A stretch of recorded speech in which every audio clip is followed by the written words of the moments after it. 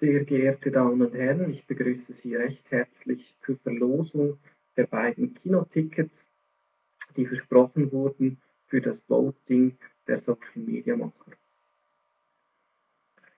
Nach den zahlreichen Bewerbungen, die wir auf unser Projekt erhalten haben, haben wir uns natürlich extrem gefreut, dass wir so viele Votings bekommen haben. Wir haben über 160 Rückmeldungen gekriegt, wer im Endeffekt die Beratung der Social Media Macher erhalten soll.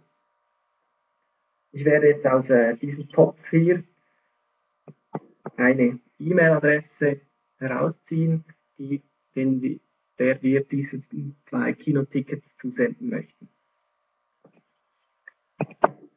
Der Gewinner der beiden Kinotickets geht an diese E-Mail-Adresse.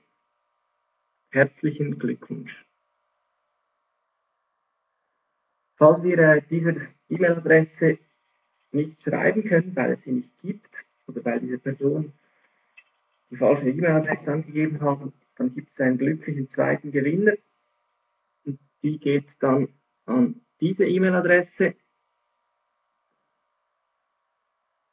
Und falls alle Stricke reißen, wäre dann der dritte Versuch der glückliche dritte, wo wir dann das Kinoticket an diese E-Mail-Adresse senden würden.